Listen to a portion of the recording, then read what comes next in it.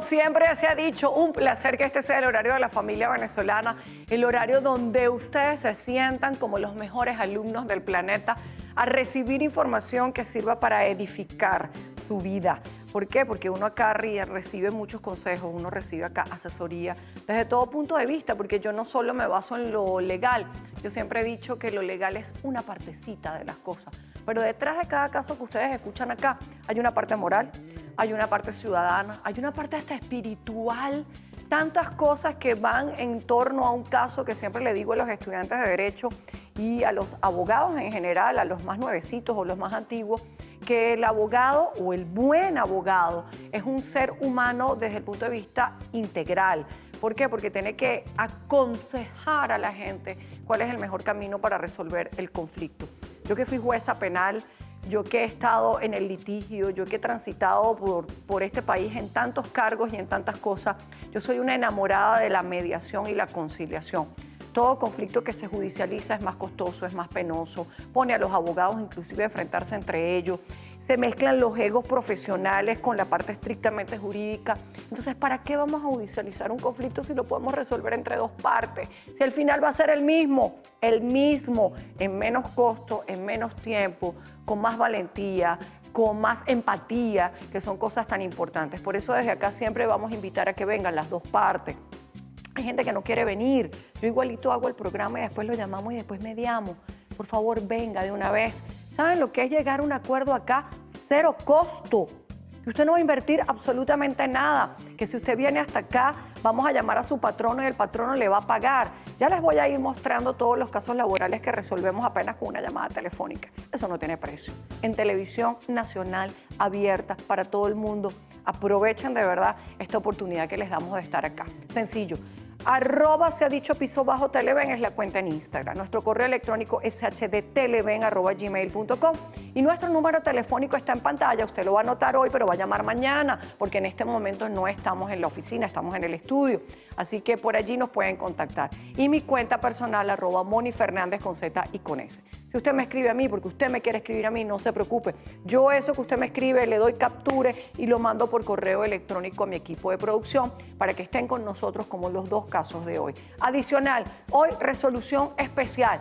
Va a estar con nosotros la licenciada Yelena Llanes, psicóloga, experta de nuestro equipo de trabajo, y vamos a hablar de algo sumamente importante: la consecuencia de los ataques por las redes sociales. ¿Usted se ha sentido afectado? ¿Usted sabe que cuando usted escribe puede afectarme a mí emocionalmente con lo que está diciendo? Se lo contamos tanto desde el punto de vista legal como desde el punto de vista psicológico hoy en Resolución Especial.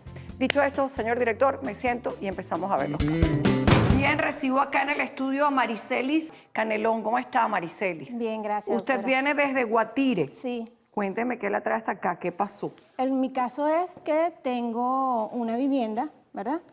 Es una casa que compré con mi hermano, en conjunto con mi hermano. Al inicio en esa compra, lo hizo fue mi hermana, ¿ok? Lo hizo mi hermana porque tenía la ley política, porque tenía los avales. Y la idea fue que nosotros que queríamos comprar y no teníamos los avales, esa casa tenía una placa. Entonces, ¿cuál fue la idea? Yo vivo arriba, tú construyes arriba y teníamos casa. Eso se hizo. ¿Y el título de propiedad sale a nombre de tu hermana? Al principio. ¿Una sola planta? Una sola planta. ¿Esa casa está registrada? Sí. ¿O tiene título supletorio? No, esa casa está registrada, sí. ¿Y construyó tu hermano arriba? Él construye arriba, se hace la casa. Y una vez que se paga la ley política, mi hermana nos pasa la casa a nosotros. ¿A los dos? A los dos. ¿Por registro? Sí. Pero ¿cuál era la idea? Nosotros, al principio, dividir. ¿Dividir te refieres a que él entradas tuviera su independientes? casa y yo tuviera la mía abajo. Eso no se podía hacer, doctora. ¿Están comunicadas por dentro? No, o sea, él pasa por el estacionamiento, pero son las casas totalmente independientes. Okay. Lo único que su entrada es por el estacionamiento. ¿Qué pasa? Eso no existe en documento. Lo único que existe es donde vivo yo, que es la parte de abajo. Ok, entiendo. Es decir, nunca hicieron una ampliación, de manera que quedara claro que eran dos plantas la casa. Exacto. ¿Y en el documento quién está? sola de personas, ¿no? Ajá. Los dos. ¿Y qué te preocupa de eso? Que lo que está arriba no existe. Sin embargo, perdón, hay un título supletorio Ajá. que mi hermana hizo, pero está a nombre de mi hermana. Yo lo traje. Ese título estaba traspapelado. Yo lo conseguí. ¿Y ese título supletorio de qué habla? ¿De una planta, dos plantas? Ese título supletorio está la parte de abajo y la parte que se construyó esa casa que está arriba. Ok. Ella aparece allí. ¿Y cómo es tu relación con tu hermano? Bueno, ha desmejorado mucho. Hay conflictos personales. ¿Por? ¿Qué le diría? Bueno, por lo mismo de la casa y otras cosas personales, doctora. Pero ese conflicto, ¿cuándo empezó? O sea, ¿por qué tu preocupación ahora? Porque creo, dame por favor, Maricelis, vente hasta acá, dame los documentos para ver las fechas, etcétera. ¿Cuándo se hizo el papeleo y cuándo se compró la casa, etcétera? La casa se compró, tiene 2009. 20 años más o menos. 2009. Según esto, 2009, ¿no? No, o por lo menos la venta. Esa es La venta de tu hermana a ustedes, porque me imagino que ese es tu hermano. Exacto. Ok. Ajá. Esta es la liberación de la hipoteca. Vete diciéndome, no te preocupes. Aparece este título supletorio que estaba traspapelado y Este. cuando yo lo encuentro me pongo alerta porque entonces yo desde el 2018 que yo fui a la alcaldía, yo quería que se midiera hacer ese título supletorio queriendo como definir esto es tuyo y esto es mío. ¿Por qué? Por evitar problemas a futuro, doctora. Por una sucesión a futuro, porque yo tengo mi hija y él también tiene sus hijos. Ok. ¿Ve? Fíjate que aquí lo que habla es supuestamente que se equivocaron en unos linderos y como que tratan de rectificarlos en el título supletorio. Dice, la referida parcela de terreno tiene un área de construcción aproximada de 60 metros cuadrados, consta de 3 habitaciones, un baño, cocina, salón, comedor y lavandero. Esto es una sola planta, ¿correcto? Pero aquí no habla de la otra, aquí segunda planta. Un baño con todos sus accesorios. La segunda planta con escalera independiente construida en cemento con pasamanos de tubo, piso de caico, que da acceso a la plata banda. Y habla de 164 metros cuadrados con 80 y taca, y describe las habitaciones. Esto quiere decir que ya existe jurídicamente la segunda planta. Pero tu hermana tramita esto porque efectivamente tu hermana era la titular En ese momento. en el registro. ¿Qué significa eso? Para que un poco tengas tranquilidad jurídica en cuanto a la documentación. Tu hermana, que era la originaria compradora de la casa, al sacar el título supletorio ya existen las dos plantas. Tú no puedes desaparecer esto, ya existen dos plantas. Por lo que entiendo, esto no fue registrado. No. Bueno, pero lo puedes registrar. Lo que quiero ver es la venta. Ahí está lo que me dio el registro, doctora. Ahí está. Esto es lo que ustedes... ¿Qué es esto? Eso que está bajito, esa hojita. Vamos a ver que te... Sí, pero queda totalmente prohibida la modificación de las fachadas de las viviendas y las construcciones de los pisos, pero es que esto, ¿qué tiene que ver con el registro? Porque eso está en el documento de parcelamiento. Eso Claro, es lo que yo porque digo. esto es eso otra es lo que cosa, yo porque pienso. esto es... A ver, vamos a ordenar la cosa. Esto es un documento que tú me estás entregando que es de un condominio, de las normas de una urbanización. ¿Ok? Esto es el registro del terreno y de la casa original. Y luego esto es el título supletorio de una bienhechuría que se amplió.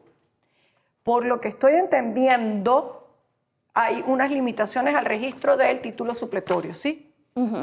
Déjame ver de qué va esto que te da el registro, pero no tienes problema. Hay una propiedad, la propiedad se le vendió a ustedes, hay que aclarar qué hacemos con esto que ya existe. O sacar un nuevo título supletorio a nombre de ustedes dos, uno a la parte de arriba, otro a la parte de abajo. Ya te voy a explicar qué pasa cuando ustedes le venden a los dos, ¿sí? Porque no es tu casa y la casa de arriba. Les vendieron una casa, una unidad habitacional, un inmueble, no dos. Por eso tiene algo bien interesante desde el punto de vista jurídico que se los cuento al regreso del receso. Queda totalmente prohibida la modificación de las fachadas de las viviendas y la construcción de pisos o plantas adicionales sobre ello. Calcula tú, ahí nadie debió construir nada, se ha dicho. Bien, qué interesante, Maricelis, este caso que nos traes, porque me alegro de que el registro haya respondido eso. Aunque ustedes no lo crean, me alegro. Efectivamente, y tu problema no es con tu hermano ni es con la propiedad, porque la propiedad existe. Por ahí todo el mundo construyó ilegalmente. Sí. Porque el documento de condominio de la urbanización, sabiamente en su momento, y te aseguro que nadie lo cumplió, ahí todas las casas tienen más de un piso, el documento de condominio prohíbe textualmente la modificación de la estructura de la casa sobre la base de las normas del condominio, ¿sí? O de lo que, no tanto condominio porque esto es propiedad, no es propiedad horizontal, pero es un documento de urbanismo. Y dice textualmente, queda totalmente prohibida la modificación de las fachadas de las viviendas y la construcción de pisos o plantas adicionales sobre ello. Calcula tú, ahí nadie debió construir nada, porque se amarran a el documento de la urbanización y es un documento de parcelamiento, ¿sí? Pero todo el mundo lo hizo. Todo el mundo. Pero el registrador no te puede permitir registrar. Eso es todo el problema que hay acá. De hecho, existen, pero de derecho el registrador no te puede registrar el documento porque él no puede ir contra las normas de urbanismo. De hecho, todos construyeron ilegales porque la mismísima alcaldía, que es la única encargada de dar permisos de construcción y de modificación de vivienda, el problema es que aquí nosotros no, eso no existe. Entonces, nadie pudo haber construido ningún piso porque Ingeniería Municipal, si le hubiesen pedido los permisos de construcción, tenía que haber dicho no se puede, porque usted cuando compró bajo estas condiciones. Pero bueno, este es el derecho, ¿sí? Y lo otro son los hechos. Entonces, no tienes ningún tipo de inconveniente jurídico. Efectivamente, no puedes registrar el título supletorio. Y el registrador contestó como debe contestar. Me alegro que haya contestado así. Y dijo, no puedes, porque yo no te puedo reconocer algo que va contra el documento del parcelamiento, porque no está permitido legalmente. Habrá quien me diga en este momento, estoy segura, que ese documento va en contra del derecho a la propiedad, que tú tienes derecho a modificar, bla, bla, bla, bla. Sí, pero para anularlo tienen que tener 100%, porque seguramente lo dice el mismo documento. No me voy a meter a hacerlo ahora. Pero hay una realidad y un tribunal dio un título supletorio. ¿Por qué? Porque el tribunal no ve, cosa que está muy mal también, debería ver las normas de urbanismo y las limitaciones del urbanismo para no reconocerte la bienhechuría aun cuando exista. Pero es que esto ya existe. Ya existe. Hay un título supletorio que reconoce la existencia de dos plantas. ¿Quién va a desconocer esto? Nadie lo puede desconocer. Esto es un mandato de un tribunal. ¿Qué puede suceder en este caso? Que tu hermana les haga nuevamente la venta a ustedes de este título supletorio con dos plantas y punto. El tema es que no lo vamos a poder incorporar al registro. ¿Por qué? Porque ustedes son dueños en el registro, sí, cómo no, de lo que podían comprar y vender, que era una sola planta. Pero jurídicamente existen dos. Y te explicaba y lo digo rápidamente. Cuando hay dos personas en un documento, es una propiedad pro indiviso. ¿Qué significa pro indiviso? Es de ambos, en porcentajes. Aunque tú físicamente estés abajo y él arriba, eso es una sola vivienda. Ah, bueno, que en la práctica él es dueño de lo de arriba y tú eres dueña de lo de abajo. Pero en definitiva, tú tienes un 50% de derechos y él tiene un 50% de derechos. Van pegados a la propiedad todo el tiempo. Aunque haya dos plantas, para tú vender tu planta o él vender su planta, primero tienes que ofertarle al otro porque hay una comunidad, ¿está claro? O hacer un juicio de partición, que es costosísimo, porque nadie está obligado, dice el Código Civil, a vivir en comunidad, ni en comunidad hereditaria, ni en comunidad societaria, ni en copropiedad, ni en comunidad conyugal, ni en comunidad concubinaria. Nadie está obligado a morir pegado. Pero hay unas normas que implican que tú siempre vas a depender de él y él siempre va a depender de ti para la venta. Pero jurídicamente no tienes ningún inconveniente. Ahí también hay un tema de observación donde como un registrador desconoce un título que ha emanado de un tribunal, pero yo no me voy a meter en eso, porque yo creo que hay que respetar los documentos, sí los hay que respetar, los de parcelamiento, los de condominio, los permisos de construcción, etc. Entonces, dado que no tienes ningún problema, tú y tu hermano están en comunidad, el dueño del suelo es dueño de todo lo que se construye sobre el suelo. Como ya ustedes son dueños de la parcela de terreno y de la casa que existe en el registro, de ahí para arriba son dueños 50 y 50. No te tienes que afanar ni en sacar otro título supletorio, ni en hacer otra compra-venta. Lo que tienes es que resolver sus problemas personales. Ajá. Él hizo otro anexo encima de la de él. Si tú no le firmas, él no puede sacar título supletorio de eso. Bueno, yo me siento que han lesionado mi derecho porque a mí ni siquiera me informan. Eso obviamente, pero te voy a decir algo para tu paz y tu tranquilidad. Él puede construir un edificio de 7 pisos y es de los dos. ¿Por qué? Porque están pegados. Si él saca un título supletorio de esa planta número 3 o ese anexo, lo que sea, tú se lo puedes anular porque no fue con permiso tuyo. ¿Sí? Lo importante es que tu hermano lo entienda y tú lo entiendas. Tienen que bailar pegados hasta que dividan. ¿Cómo se divide? O le venden todo a un tercero, o tú le compras a él, o él te compra a ti, o van a un tribunal que remate el bien a un tercero y se disuelve la comunidad. Sí, Entonces es más un problema de convivencia y de respeto a mi comunero, porque si tú no fueras su hermana, igualito te tenía que avisar. ¿Por qué? Porque ustedes van juntos en todo. Y creo que en eso es que vamos a hacer un poquito de énfasis con tu hermano, ¿sí? Citándolo a una reunión conciliatoria, que entienda que todo lo que él haga es tuyo también. Y eso no le va a gustar. Entonces, o nos ordenamos, o lamentablemente vamos a tener conflictos a futuro sobre el hecho de la titularidad. 50 es tuyo, 50 es de él, para arriba, para abajo, para los lados, en el fondo, pero 50 y 50. Se lo voy a mandar a la abogada de Guarenas Guatire, para que haga una reunión entre ustedes de explicación jurídica, como te lo estoy explicando a ti. El registrador obró bien, hay un título supletorio, ya la bienhechuría existe, y de resto ustedes dos son comuneros hasta que dividan el bien en cuanto a porcentaje y no en cuanto a 2 viviendas, porque no son 2 viviendas. Es una sola vivienda de 2 plantas. ¿Está bien? Se ha dicho. Vamos al receso de resolución especial y vuelvo. Aquí nos están viendo es que seamos responsables de lo que decimos y escribimos. Si nos atacan, lo primero es tener un aprendizaje inmediato, pero no ser tan vulnerables, cuidar y educar a nuestros hijos para que entiendan la responsabilidad de lo que ponen y sobre todo asumir las consecuencias. Se ha dicho. Por delivery, autoservicio o en cualquiera de sus 23 tiendas a nivel nacional, el mejor pollo del mundo lo tiene KFC Venezuela. ¿Tienes hambre de ahorro? No lo pienses más. La mayor abundancia, calidad y los mejores precios, desde $3 tasa de su equivalente en bolívares Banco Central de Venezuela, los consigues en KFC. Visita a los verdaderos expertos del pollo. KFC, siempre original. Ya estamos en resolución especial, esta sección que ustedes pidieron, porque hay tantos temas de interés que no ameritan quizá un caso, pero sí una explicación profesional.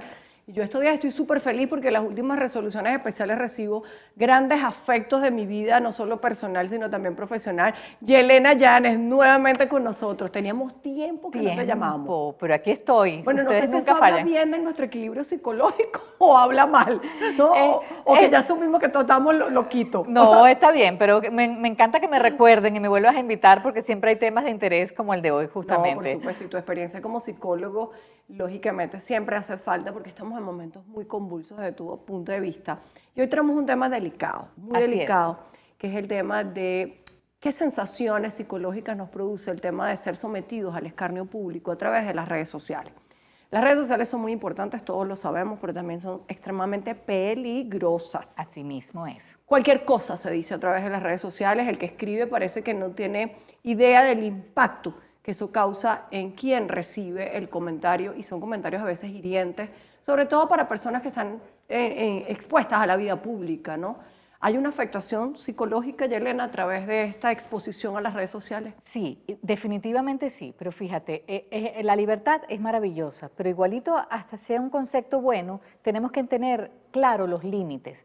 Antes, si éramos entrevistados en prensa, televisión, escribíamos algo, podíamos ser atacados y nos informaban profesionalmente qué hacer cuando éramos atacados por esos medios. Las redes sociales y el internet, todo eso creció demasiado rápido y entonces ahora todos tenemos acceso a escribir cualquier cosa por las redes, sean adecuadas o no. Lo que no nos han enseñado es las consecuencias de lo que decimos, porque ahí es donde está el problema. Muchas veces decimos cosas porque nos da risa, porque sentimos la libertad de decirlo y no estimamos la posible consecuencia de aquello que he dicho. El impacto. El impacto. Entonces yo hago algún comentario en alusión con temas más álgidos, como por ejemplo raza, religión, tendencias Política. sexuales o política, por ejemplo, por decir uno de los 4 más fuertes.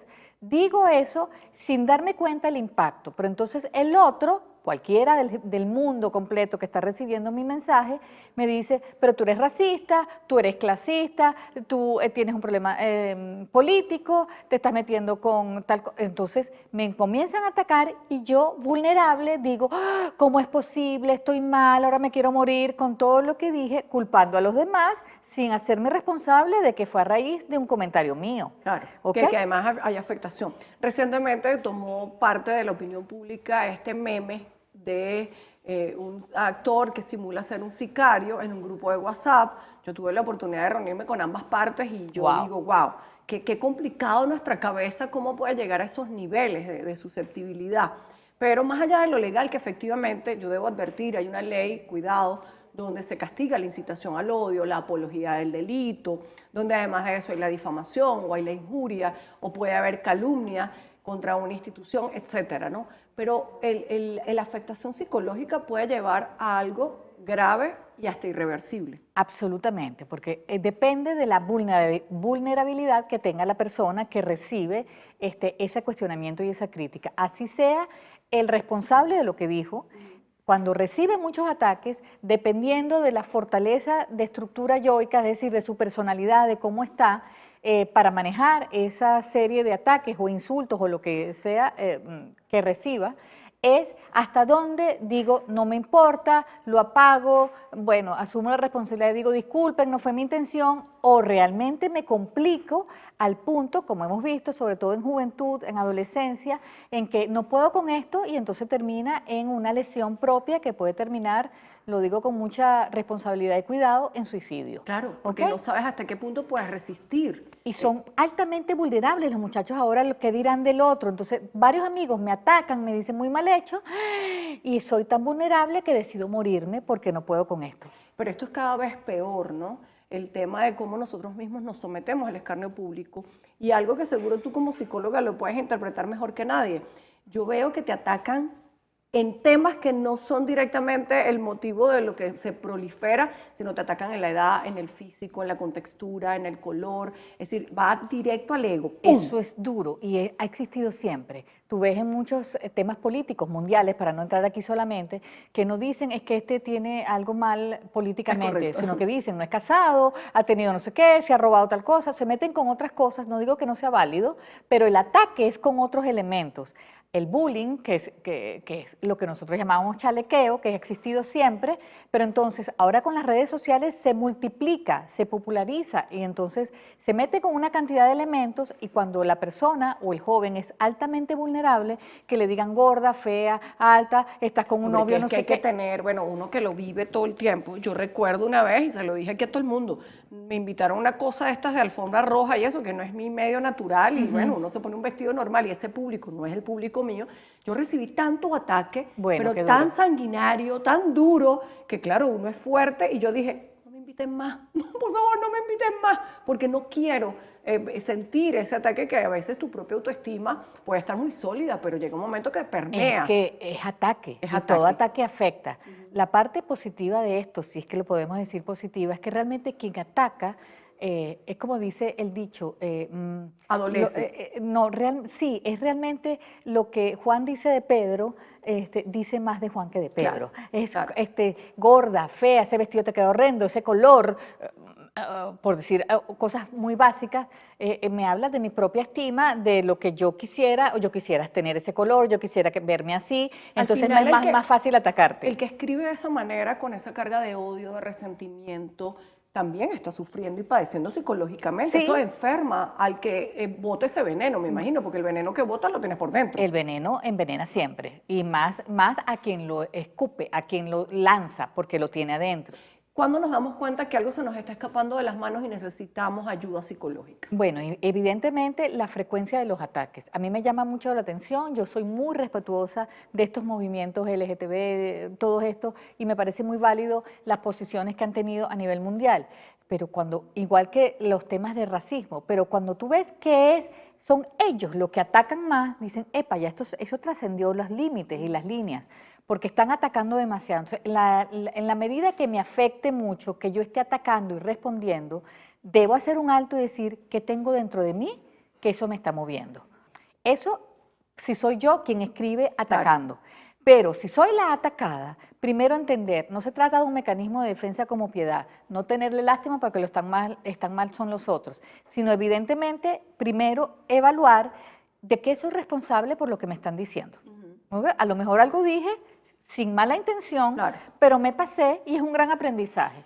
Entonces, ofrecer disculpas es muy válido, pero decir, disculpen, no fue mi intención, quise decir esto. Ya la sensación de culpa trabajada es un gran alivio. Si siguen, ya no le pongas atención. Haz un alto, desconéctate de eso porque tú no tienes por qué recibir, ahí están.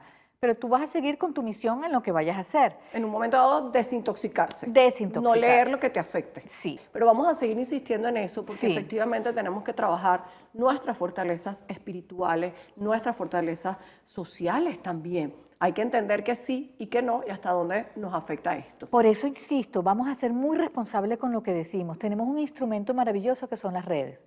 Pero quien las mueve, más allá todavía de la inteligencia artificial, que parece que va a responder cosas por nosotros, mientras nosotros somos los capaces, la invitación a quienes nos están viendo es que seamos responsables de lo que decimos y escribimos.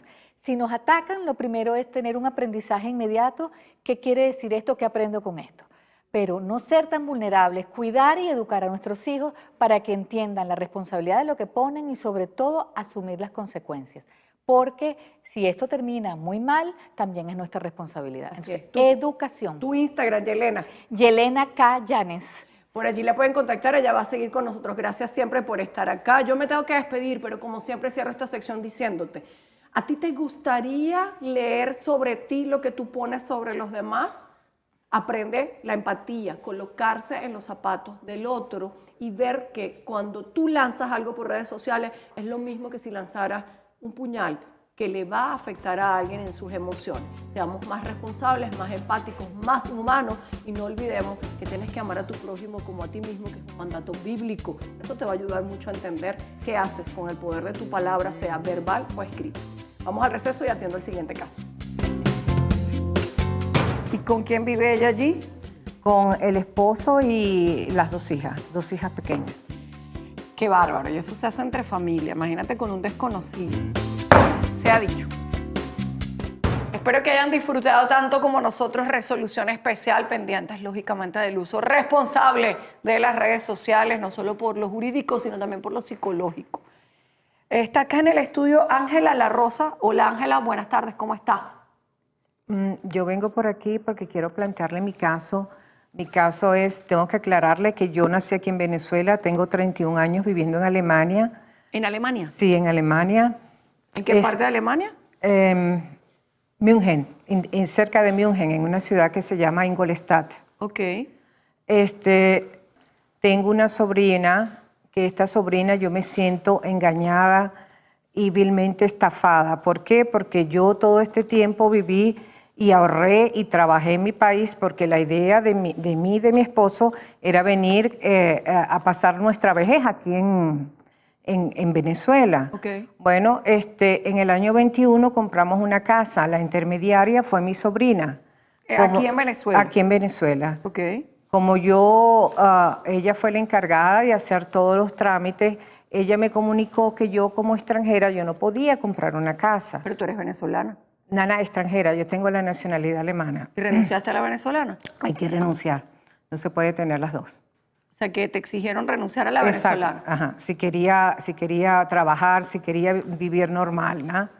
Pero yo me comuniqué con él, o sea, en ese tiempo me dijeron que en cualquier momento yo podía volver a tener mi nacionalidad venezolana. Porque lo único tú eres que tengo, venezolana por nacimiento. exacto, nada más tengo que tener aquí Cuando 3 tú años. renunciaste a tu nacionalidad venezolana, lo hiciste ante la embajada venezolana Sí, en Alemania. Sí, Ok. sí. ¿Y sí, te pero- respondieron? Sí, a mí me aclararon que yo tenía que vivir nada más 3 años en Venezuela para poder recuperar mi nacionalidad venezolana, en el caso que yo quisiera regresar. Ok, ¿no? pero en definitiva, seas tú alemana, china, japonesa, etcétera, cualquier persona puede lícitamente hacer actos de comercio en Venezuela siempre y cuando cuente con una autorización legal. Ya, ¿Ok? eso Es lo- decir, no es que no puedas tener, sino que hay unas condiciones que aplican para poder tener un bien o hacer negocios jurídicos en Venezuela. Una de ellas es que necesitas una autorización de comercio exterior, una autorización del CENIAT, etcétera. Es decir, hay un proceso, pero no es Sí. que no puedas. Sí, sí, pero eso me entero ahora cuando se arma todo este problema, porque ella compró la casa a su nombre, se le estipularon, o sea, el problema fue que en ese tiempo yo no pude venir porque estaba terminando la pandemia, no habían vuelos de Sudamérica a Europa y viceversa, ¿no? Entonces, por ese motivo, nosotros no nos pudimos estar aquí. La casa estaba a buen precio y no queríamos perderla, pero a él, y se le dijo, bueno, ok, tú vas a comprar se vas a comprar la casa tuya. ¿Quién consigue la casa, ella o tú? Nosotros conseguimos la casa. Virtualmente. Por internet. ¿Y quién hace contacto con los vendedores o con la agencia corredora de inmuebles? Ella. Ella directamente. Ella, y en ese momento... Pero ella- bajo tu mandato. Exacto, todo bajo mi mandato. ¿Y tú tienes pruebas de eso? Sí, por supuesto, Es decir, todas WhatsApp, las correos. transferencias bancarias. ¿Cómo se paga la casa? Por transferencia, en bar. Transferencia de contado. Exacto, pero transferencia tuya de una cuenta Exacto, extranjera a otra cuenta extranjera. exacto. Y el comprador, el vendedor sabe que la casa se estaba pagando para ustedes. Sí, Y ese vendedor está ubicable sí, el dueño de la casa originaria. Exacto, sí. ¿Y se firmó por registro la casa? Sí, Ella pero la firmó a nombre de ella. a nombre de ella, porque yo aparentemente, o sea, yo no podía comprar ningún tipo no podía tener un inmueble aquí en Venezuela. Ok, ahora pregunto, ¿ella Ajá. está en la casa? Sí. Ella está viviendo en la casa, pero es que yo digo, yo tengo toda, o sea, la cuestión está en que eso fue una cuestión de que después de un año decidimos venir. Yo estuve en noviembre del 22 hasta enero del 23 estuve en la casa para conocerla. En ese tiempo, bueno, fue que fue un desastre. Los primeros 2 semanas fueron chéverísimos y después era que la muchacha nos dejaba encerradas sin comida, que se iba, pero yo sabía que ¿Y es ella era- familiar tuya? Es mi única sobrina, yo no tengo más nadie. Y era una cuestión que yo nunca en mi vida pensé que eso me iba a pasar con ella. ¿Y ahora qué te dice? ¿Que la casa es de ella? Que la casa es de ella y yo no tengo nada que buscar ahí. Y yo inclusive, todo lo que está en la casa, eso es de mi peculio. O sea, yo lo compré, lo que se compró que tenía en la casa. ¿Dónde está ubicada la casa? En Alto Prado. ¿Y con quién vive ella allí? Con el esposo y las 2 hijas pequeñas. Qué bárbaro, y eso se hace entre familia. Imagínate con un desconocido. Es una cuestión de que porque ella me dice que yo soy millonaria, yo no soy millonaria. Bueno, pero Y ella sabe las condiciones que yo pero vivo. Suponte que tú fueras millonaria, o sea, ¿qué importa? Es tu casa, tú la pagaste. Exacto. Sí, pero es que A el menos problema que ella es... demuestre que tú se la regalaste. Ah, A menos que ella demuestre que tú se la regalaste y que tenga una prueba para decir, mi tía me la regaló porque ella no tiene hijos. sí, es que ese es el problema que yo tengo, que ella dice que yo se la regalé. Vamos a ir un momento al receso y vemos qué hay por allí en los documentos enseguida. Tú tienes que hacer algo para asegurar la deuda contra el bien jurídico disponible, que es lo único que existe, que es la bendita casa. Si no, vas a quedar en el aire con todo. Se ha dicho. Debo comentarles, Ángela, que no es el primer caso. Exactamente igual, tengo muchos casos en las mismas circunstancias, con familiares, con gente en el exterior, y terminamos lamentablemente todos en fiscalía. ¿Tú ya hiciste la denuncia en fiscalía? Yo fui a la fiscalía y hablamos y casi llegamos a un acuerdo, pero no era de su conveniencia y no lo aceptó. ¿Pero qué acuerdo? Que ella quería, o sea, que ella iba a vender la casa y ella se iba a comprometer a mi dinero, lo que yo le presté, porque existe un contrato que es lamentablemente privado. Bueno, yo no diría que es lamentable, es un contrato que yo hice con ella, donde especifica cuáles son las condiciones que yo le doy la casa y que ella me debe una cantidad de dinero. Y porque ¿Que tú le das la casa para qué? Tráeme por favor los papeles. ¿Tú le das la casa para qué? ¿Para vivir? ¿Para qué? Para vivir, eso es como un mandato. Yo le doy la casa para vivir con su familia, ella la tiene que cuidar, yo tengo el derecho de residencia. Pero fíjate que hay una transacción por una compra de la casa. Es decir, contrato de préstamo con garantía sobre el inmueble, ¿ok? Acá se habla de una transacción económica para que ella te compre el inmueble. Al final hubo un negocio. Sí, claro, pero eso ella nunca le ha interesado. El tema es que cuando hay un contrato de por medio, civil, eminentemente civil, porque esto tiene validez, aunque sea un contrato a distancia, tiene una validez. Aquí hay un negocio. Cuando se incumple el término del contrato, lo que te corresponde es una demanda civil, porque penalmente ya tu acción penal prácticamente desaparece. Porque cuando tú cuentas o narras el caso, pareciera que es que tú le mandaste una plata a tu sobrina porque comprara una casa para ti. Pero resulta que al final lo que hubo fue un acuerdo donde tú compras la casa, pero ella te la va a pagar. ¿Sí o no? Entonces no hay una estafa. No, es que no, si usted lee, ahí dice que es indefinida la cuenta. Pero tiene que haber algo en el Código Penal que me haga justicia, porque eso fue un dinero que yo le di a ella, esa casa no es de ella, esa yo se lo di para que ella prácticamente me comprara la casa con Claro. todas esas condiciones. Ahí voy. Exactamente eso. Hay unas condiciones de un negocio civil. Es muy diferente que yo le dé un dinero a Alexis para que Alexis en mi nombre compre un bien que va a ser mío. ¿Sí? Mira, Alexis, yo te mando esta plata y usted compra la casa. Claro, la pone a nombre de él, pero es mía. Y yo demuestro, es mía. Si él se la quiere agarrar, hay una estafa. ¿Por qué? Porque llegamos a un acuerdo. Pero cuando tú haces este contrato con tu sobrina, es un contrato de un préstamo. Pero es que ella inclusive está incumpliendo con ese contrato. Eso es un incumplimiento de un contrato civil, pero no es una estafa. Por eso es que escapa del ámbito de lo penal, en principio, porque hay un contrato donde hay unas condiciones jurídicas. Efectivamente, yo te doy una plata, pero tú me la debes. Ella no te ha pagado nada. No, ni ella ha nada. incumplido. Todo lo que ella tiene que cumplir, ella lo incumplió. Sí, pero es que entonces textualmente dice, hemos convenido en la celebración del presente contrato, como en efecto lo hacemos, ¿ok? Y es un contrato de préstamo de un dinero. Fíjate, los acreedores podrán hacer uso del bien inmueble y habitarla y tenerla como vivienda cuando así quieran, mientras existe la deuda dineraria objeto de este contrato. Sí, pero es que yo no puedo entrar a la casa. Porque es que tú les permitiste a ellos hacer el uso de la vivienda. Acá lo que está claro es que hay un dinero que se dio para una compra. El punto es, ¿se compró? Sí. ¿Se puso a nombre de la persona a la que se iba a colocar? Sí. ¿Te deben el dinero? Sí. Está claro. Tienes una deuda y te la tienen que pagar. Que por la vía civil o por la vía penal, en mi opinión, por la vía civil, contra el inmueble. Porque el inmueble es la garantía de la deuda. Entonces ese es el camino a seguir. Bien, puedes ir a tu lugar, Ángela. Vamos aquí tengo que leer todos los correos, ¿ok? Pues ella puede llegar a un acuerdo contigo, tanto en la vía civil como si se fuerza la vía penal. Yo tengo muy clara la vía civil en este caso, porque soy penalista, que te ponga la casa a tu nombre y te garantiza el inmueble y ya. Pero que ya yo lo he tratado de hacer, pero ella no quiere. Sí, pero ella hay lo que que hacer- quiere es vender la casa. Hay que hacer una acción certera donde se pueda lograr, inclusive, cuidado, una prohibición de enajenar y gravar sobre el inmueble, Es porque que- si no te lo va a vender sin tu autorización Es que y ella después ya no lo vas a ver puso en nada. venta. Ella ya lo puso en venta. Ese es el problema que yo tengo. Y ella ya lo puso en venta. Ella lo que quiere es la plata. Ella no le interesa la casa. Como dice, ella puede querer la plata, pero te tiene que pagar a ti porque hay un negocio, un préstamo, un dinero.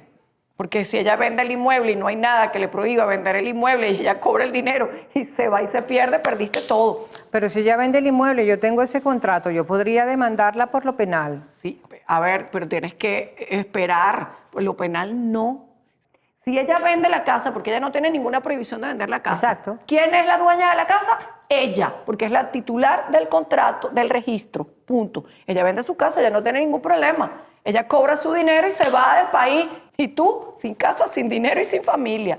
Tú tienes que hacer algo para asegurar la deuda contra el bien jurídico disponible, que es lo único que existe, que es la bendita casa. Si no, vas a quedar en el aire con todo. Venezuela no es un país para mediar sin una garantía. Y no tienes la garantía, porque ella no, o sea, sí, claro, tú la puedes demandar y ella se insolventa en 2 días, no tengo dinero, no tengo dinero. Aquí en Venezuela no hay cárcel por deuda. Todo lo que sea verbal, por escrito, que no haya una garantía, que tú no tengas una demanda donde asegures que te van a pagar con el inmueble, te van a dejar sin nada. Lamentablemente, se me acabó el tiempo. Vamos a verlo te voy a decir con la abogada civil lo que hay que hacer. Igual quiero ver qué fue lo que supuestamente hablaron en fiscalía, porque no me convence mucho. ¿Está bien? Ya hablamos. Quédate aquí, por favor. Yo me tengo que despedir rápidamente, se me acabó todo el tiempo del programa. 2 casos además súper interesantes hoy. Interesante fue resolución especial también, pero bueno, tomando en cuenta el último caso, no, por favor, no hagan negocios chimbo con la familia. Con nadie, pues, pero con la familia menos, porque ahí se mezcla la emoción, la moral, y estoy fuera, y entonces tú lo hiciste, y yo no dejo nada por escrito. Usted puede estar fuera, usted puede invertir en Venezuela, claro que sí, pero tiene que tener condiciones jurídicas claras de los negocios que usted efectúa. Si no tiene claridad de los negocios que efectúa, lamentablemente todo se va a diluir y a distancia, bajo unas condiciones desiguales, sin los elementos probatorios necesarios, todas las cosas se prestan para mucho más de lo que vemos aquí en la pantallita. Así que pendientes con asegurar sus negocios jurídicos de una manera adecuada. Me despido, nos vemos en un próximo Se ha Dicho. Se les quiere y se les respeta. Un beso para todos, hasta la próxima y Dios me los bendiga. Chao, chao, gracias.